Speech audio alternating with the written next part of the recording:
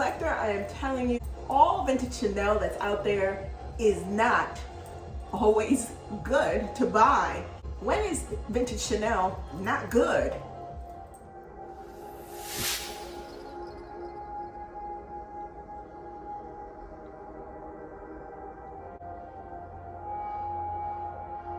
Hey guys, what is up? It is I, the Concrete Catwalk. Those of you who are new to my channel, welcome. I'm a reseller who loves all things thrifted, vintage, pre-loved, new, nearly new, estate sailing, you name it, I love it. To my catwalkers, welcome back to a new video this Sunday. Those of you who are newly subscribed, thank you so much for joining me together on this journey. Guys, you saw it from my title. We're gonna be talking about vintage Chanel and some things that I found out being a collector and a lover of vintage Chanel handbags. I'm going to show you first, and then we're going to talk about some things in the arena of collecting Chanel for the years that I've been doing it and my experiences with it. Part of this is a reveal of two bags that I've picked up over the months. I want to just jump into this. The first bag that I'd like to show you is this Shearling Beauty. I picked this up on Tradesy.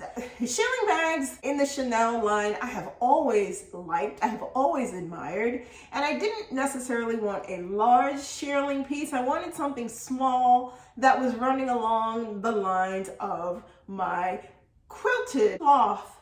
The issue that I have, and that I have debuted in previous videos, I wanted something that was lighter, and I wanted something that was a bag that I could carry in the fall, and that became this bag. The color, it is a dusty purple mauve. I like the fact that the bag is in pretty good condition. When you look at it, there are certain areas where you can see that there's some rub and there's some transfer from use, but overall the condition of this bag is very good. I have this bag stuffed with a t-shirt at the moment so she can hold her shape, but I will open her up so that you can see that her inside is indeed the shearling, and it is just the type of bag where when you're carrying this, you're only putting in the essentials.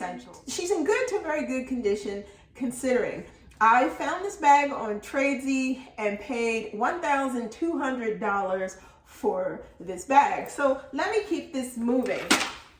The next bag that I decided to pick up to add to my vintage Chanel handbag collection was none other than the coveted Olsen tote. This is that bag. What I love about this bag, the chunky chain handles. I will bring it close so that you can see it. Reminiscent of the bag that Chanel has newly released for the 22S collection, and I will show the bag either here or here so that you can see specifically what I'm talking about. What drew me to this bag was that bag. You can carry this as a open tote if you choose, or you can snap it together. It just lays over itself and it makes for a very clean, nice, even, easy carry of a look for a Chanel bag.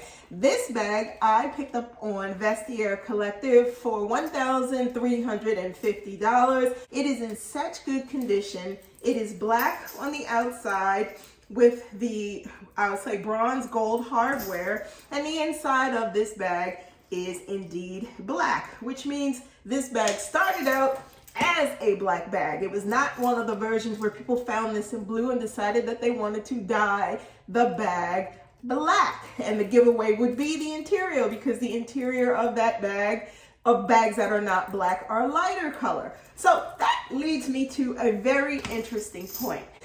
Not all vintage Chanel bags are good. They are not. I am telling you this from the perspective of a collector, because over the many years that I have been picking up Chanel bags to add into my collection, and let me just back that up and give you a little bit of history.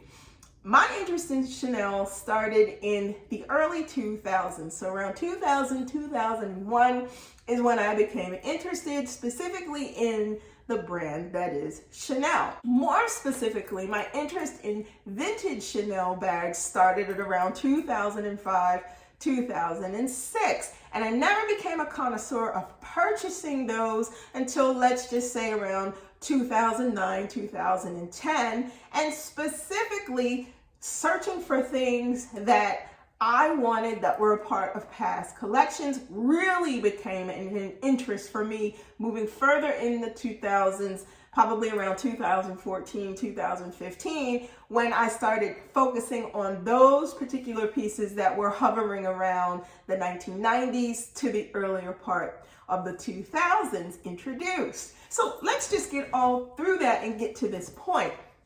Now, I'm sure when you guys go and you've gone out and you've looked at bags on the pre-loved market, not everything that's out there is of the best condition. And when I say this about condition, mind you, I am not talking about hardware.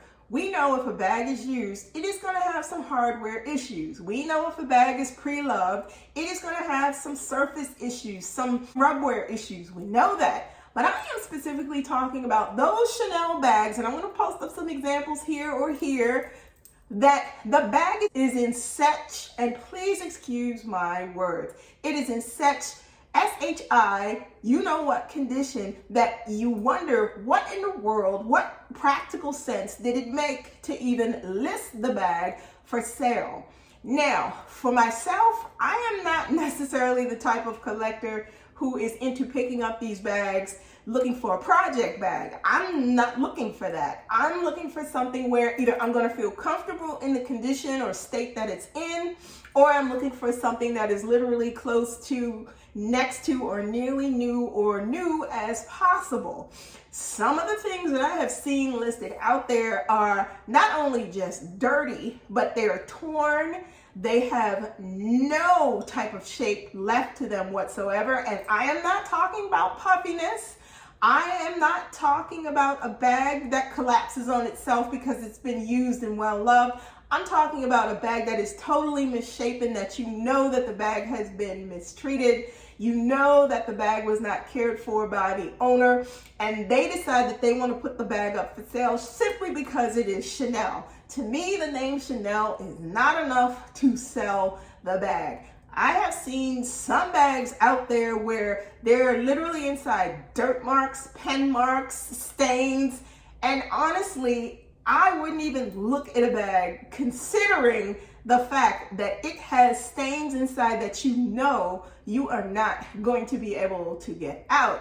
Now, Vintage Chanel is having a moment, and there are a lot of bags that are out there that are priced very reasonably that people can get their hands on. However, just because that vintage Chanel bag is a good price doesn't mean that it's worth adding to your collection, because it may be a great price, but the condition is nowhere near what anybody would legitimately feel comfortable carrying. I know that I would not. You can literally go out on the pre-loved market and find something that fits your budget, whether that budget is $2,000 or $800 or what have you.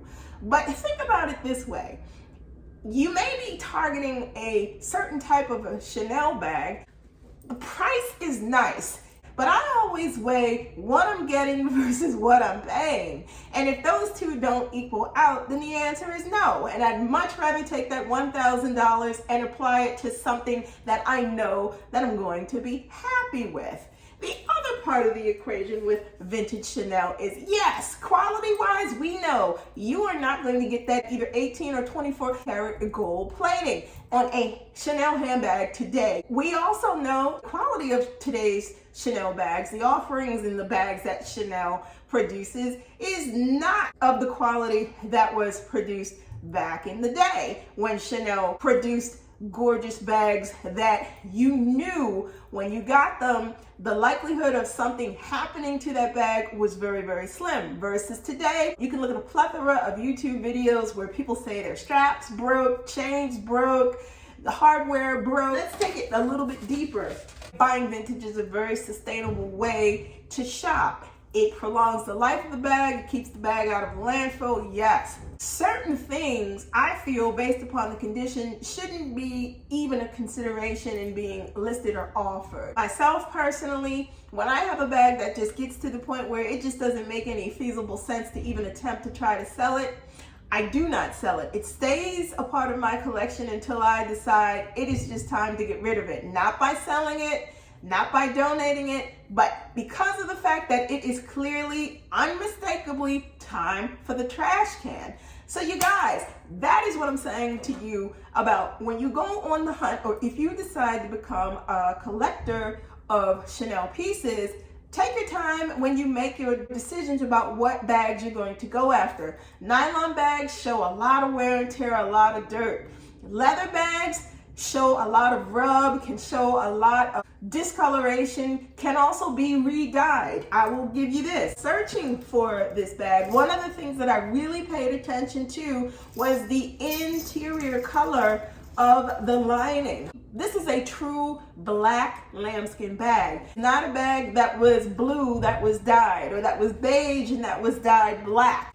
Take the time to look to see if the bag was indeed repainted, because ultimately what the deal is with these bags is, yes, to an extent they are investment pieces. However, you don't want to make a purchase and buy something where there is nothing you can do with the bag at that point. I understand if a bag has been re-dyed to its original color. However, having a red bag and taking that bag black, to me personally, is not a good investment in terms of buying. The whole idea with Chanel bags when collecting is to look for something that is in a condition that makes it worth your while to purchase. Purchasing a Chanel bag for the sake of the name versus the condition makes absolutely no sense, and I strongly encourage you, from one collector to another, pay attention to the types of things that you consider when you're shopping around for investment vintage Chanel pieces, because it can make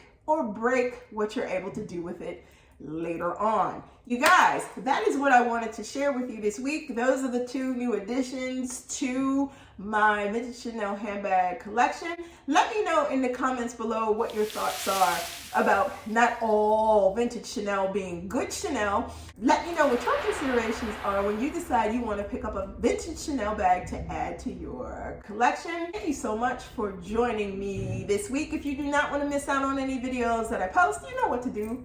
Tap that bell and you will receive notifications each time I post a new video. I post videos every Sunday, so you don't want to miss out. Tap the bell. Like, comment, and subscribe to my channel. Links to my socials will also be listed in the description box below. Head on over to Poshmark and check out my closet as well. Thank you so much for stopping by this week. Be safe. See you all next Sunday. Bye for now.